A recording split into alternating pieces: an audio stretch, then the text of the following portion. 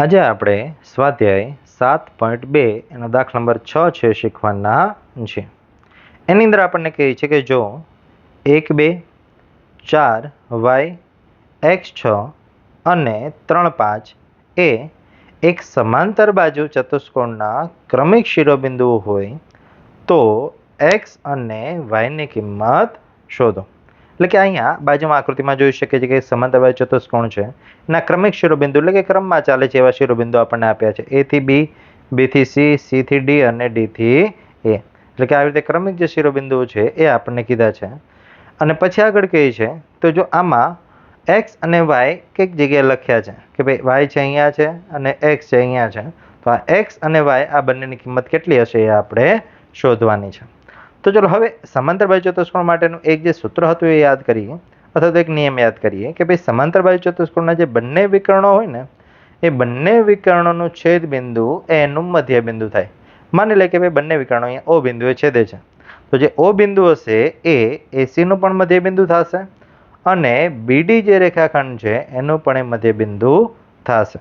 એટલે હવે આ બંનેના મધ્ય બિંદુને આપણે સરખાવી અને x અને y ની કિંમત શોધવાની છે. ચલો તો હવે અહીંયા આપણે લખીએ. પહેલા તો આ ચાર બિંદુઓને નામ આપી દઈએ, પછી આપણે આગળ ગણતરી કરશું. તો લખીએ ઉકેલમાં, ધારો કે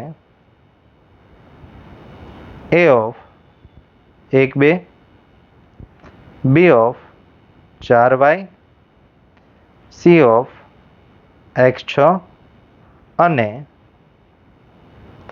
D of 3 5 એ સમાંતર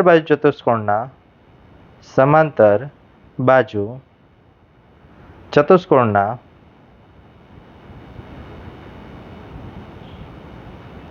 શિરોબિંદુઓ છે.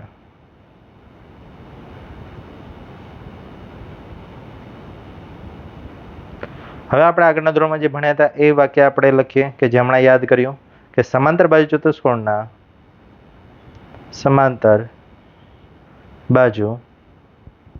ચતુષ્કોણના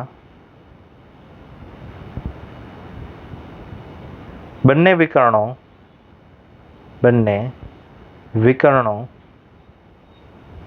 નો છેદ બિંદુ એ બંને વિકર્ણોનું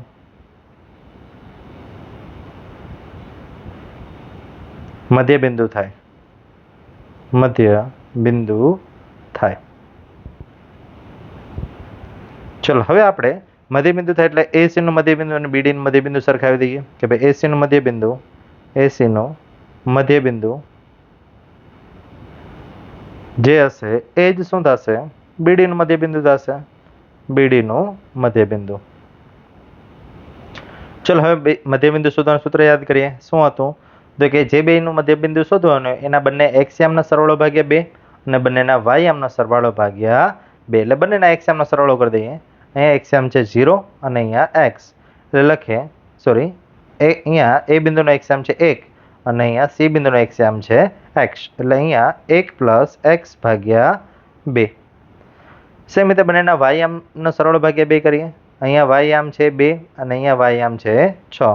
એટલે કે 2 + 6 ભાગ્યા 2 બરાબર. સેમ રીતે BD માટે કરીએ. બંનેના x યામ, તો કે B નો x યામ છે 4 અને D નો x યામ છે 3. એટલે 4 + 3 ભાગ્યા 2 અને સેમ રીતે y યામનો સરવાળો કરીએ એટલે y અને 5 એટલે y + 5 ભાગ્યા 2. ચલો હવે બંને બાજુ x અને y યામ સરખાવતા લખીએ. બંને બાજુ x અને y યામ સરખાવતા.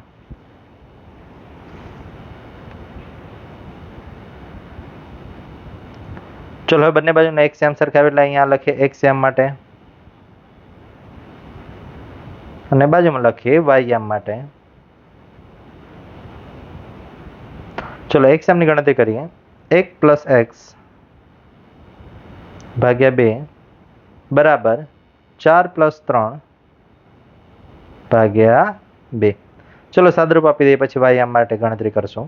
તો કે ધ્યાનથી જોઈએ તો બંનેના છેદમાં 2 છે, તો આ બાજુનો છેદમાં 2 છે, સામે જવા દઈએ એટલે 1 + x બરાબર 4 + 3 એટલે 7 ભાગ્યા 2 અને આ બાજુની જે છેદમાં 2 છે પેલી બાજુ ગુણાકારમાં જશે એટલે અંશમાં જશે એ 2 2 નીકળી ગયા એટલે વધશે કોણ 1 + x બરાબર 7. ચલો 1 ને સામે જવા દઈએ એટલે x બરાબર 7 - 1 અને 7 માંથી 1 જશે એટલે x બરાબર કેટલા વધશે 6. ચલો સેમ રીતે y અમને સરખાવી દઈએ 2 + 6 ભાગ્યા 2 બરાબર y + 5 ભાગ્યા 2. 6 + 2 એટલે 8 ભાગ્યા 2 અને જે જમણી બાજુ ભાગાકારમાં 2 છે એને ડાબી બાજુ જવા દઈએ એટલે ગુણાકારમાં થઈ જશે બરાબર y + 5. અંશના 2 છેદના 2 ઉડાડી દઈએ એટલે અહીંયા વધશે શું તો કે 8 બરાબર y + 5. ચલો +5 ડાબી બાજુ જવા દઈએ એટલે 8 - 5 બરાબર y. 8માંથી 5 જશે એટલે કેટલા વધશે 3 બરાબર y એટલે અહીંયા y ની કિંમત કેટલી મળી 3. તેથી આપણે લખી શકાય ભાઈ તેથી x ની કિંમત 6 અને y ની કિંમત 3 મળે છે. યસ એટલે અહીંયા દાખલો આપણો પૂર્ણ થાય છે. Thank you.